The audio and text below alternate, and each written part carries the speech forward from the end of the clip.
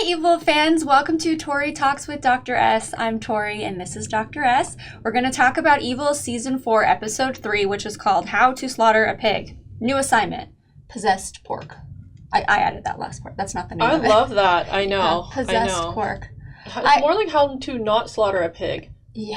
Oh, what the heck? That was really sad, I'm not going to lie. Okay, but before we get there, let's talk about David and his new handler. I didn't realize that was like the term for it, but... Well, it's the first time I've heard him say it. Yeah. But we've seen handlers in other shows, right? But not in this context on Evil, so... Like Buffy? Yeah. Yeah, or any like spy shows, anyone who's like, in charge of like getting them on their missions. But it's a weird context to hear it. Yeah. Yeah. It took me off guard too. I'm like, oh. I don't know if I like that term, but I get it. Okay. So Father Dominic is he.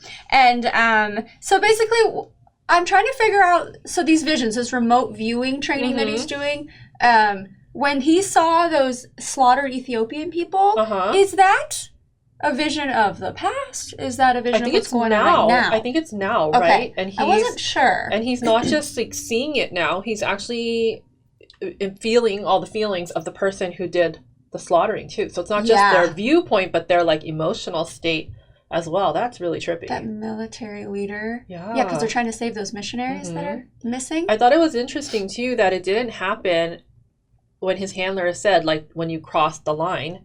But it happened after he went on his run because you get the endorphins and that like natural high thing. And then he started to see his like typical vision, right? Of like the vaginal opening. It sure looks like that. Always, really does. Right? And it's more like traditional religious miracle or vision. And then it just becomes like immersive. Yeah. And so it was like a different type of threshold. He walked through like the threshold of his own door. Yeah. Yeah, interesting. Creepy. Okay, so I just wanted to touch on that because I wasn't sure about these visions because, well, where are we going with this? And he's starting to believe. I mean, how can he not? Like, he saw the scar on his hand, and then he feels it, and the aggression's not even just dissipating right away. It's, like, lingering within him. That aggression was kind of funny, though. And the way that Kristen and Ben were like, who's this guy? All right, so the trio has to go investigate this farm, and... it was so sad seeing the pigs and like them squealing because I don't eat pork because I love pigs. So that was a little triggering for me. But anyway, I digress. So what did you think immediately? Were you not suspicious of the son immediately? The son was definitely suspicious, but it didn't turn out to be in the way that I thought. I thought he was actually like going to be bad or he was doing something. Yeah. But it didn't really...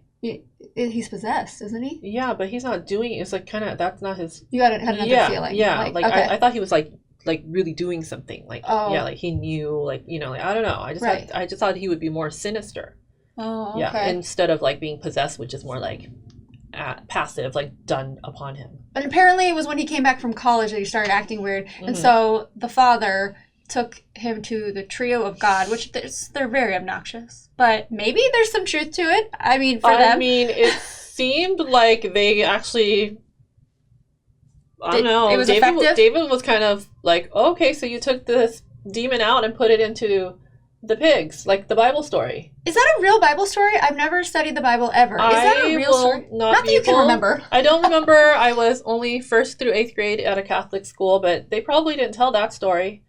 They probably, because it's a big Bible, Yeah. They probably don't tell the really weird stories, like just more like the main highlights. Yeah. Oh my God. All right. But David believed it. He was like, yeah, it's in the Bible. It made sense. Like, it all made sense. Of course, there's always the plausible explanation as well, like the more scientific one. Yes. But yeah, I was like... We leave to Ben, typically. Yes. Okay, well, Ben walking into that cornfield, first of all, you never go into a crop field ever alone. Right. Let alone at night. And he finds tombstones and what looks like charred remains, and then this monster pig. Yeah. It was like, all like rotted, half... Yeah, it was like a boar. That was not a cute pig. No. I usually think they're pretty cute. Pigs are really cute, but not that one. That one was not. He's really still going through his journey of trying to figure out what these auditory and visual hallucinations are. So we know he saw Dr. Kurt. He prescribed him with something. Yeah. But he still hears him, the djinn. I like how he's being very scientific about what's the minimum dosage I can take to stop it. Good. Yeah. I'm with you. That's really good. I'm with you, Ben. But it's not working. No. Oh my gosh, Dr. Kurt. I love how the creators, the writers, just kind of insert him, even if he doesn't have a big part. But Kristen went there to get some help for Andy, and then there's kind of a big moment where he throws away that writing machine. Yes. And then the coworker lady calls Leland. So she's a plant there, right? Yes. So, but Dr. Kirk throwing that away is very similar to Andy being able to break through his brainwashing, right?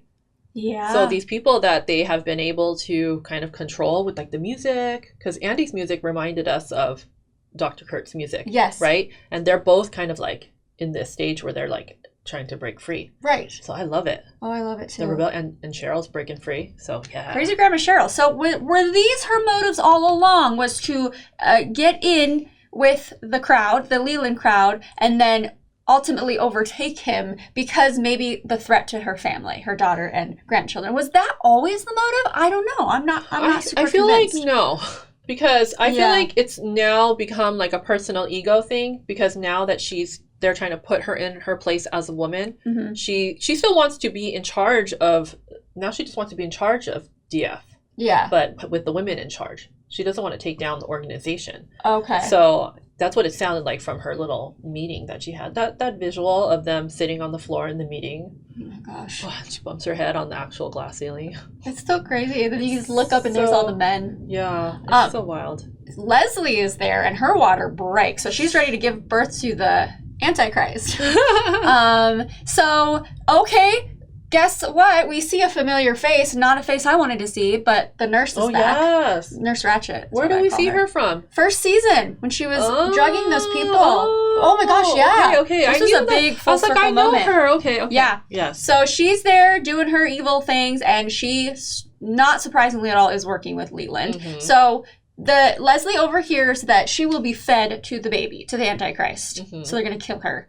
So I love that she just tells Cheryl, and Cheryl just goes right up to the nurse and verbatim says, "Oh, so you want to kill her and eat her, or feed her to the baby? Okay, you have no chill, Cheryl. Calm down." And it's clarified to her, like it's supposed to make her feel better. I mean, maybe it does. That no, not you, the birth mother. Yeah, yeah. But when she calls Kristen for help, she doesn't clarify that part. No.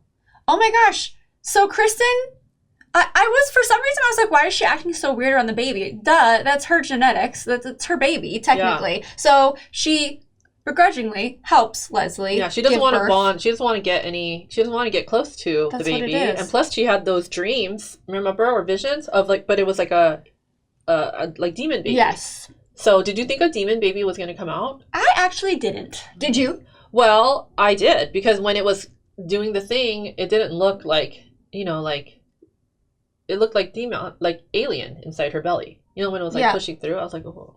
So I'm still convinced everybody's just on drugs and hallucinating all of this. And none of this, yeah. But that baby came out. It was a baby, but a big one. A cute big baby. I mean, they always have a bigger than what would be a newborn, because you can't have a newborn in a TV show. But it was pretty big. It was. I feel like you could have gotten a smaller baby unless there's a point. Yeah. Right. His name's Timothy. Her dad, Kristen's dad's name. That's creepy. Yeah, that was really cute though when she was bonding with him and feeding him. Which she also saw in her dream, except it was a demon baby and she was nursing it. Oh yeah. So she's kind of So she's like, I think that's why she was like, oh, like it's happening as I envisioned it, sort of, but it's a baby.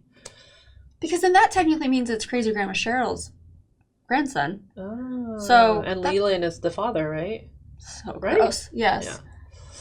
Yeah. Now, my only suspicion is, because like, how come we didn't like see any of Leland being like, you let her go, or how did she leave? I'm suspicious that Leslie purposely wants Kristen nearby with the baby so that Leland can come in to her hospital room and they throw got her back. Yeah. Yeah, because now that she knows they're not going to eat her, maybe they're helping them. Yeah, here, take maybe it's Kristen. another fake hospital. Yeah. Oh. Well, Kristen took her to that one, right? Yeah. Yeah, okay. But I think that he's just going to show up out of nowhere and be like, thinking that it was supposed to be her running away from him. No, I think it was all part of the trap. Yeah. Ooh, that totally makes sense as to why she didn't say, like, they're going to eat you. Yeah. Yeah. Oh, that's creepy. Yeah. Super creepy.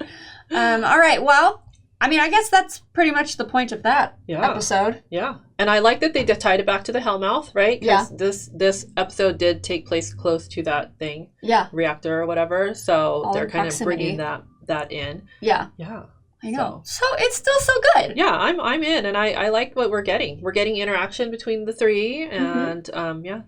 We didn't see the girls or Andy. Oh yeah, we saw Andy under the bed. Oh, was that really? Yeah, under the bed. God. She was like, I guess he's not sleeping on the bed. He's still sleeping under the bed. That's right. Yeah, wow. she checked on him. Oh my gosh.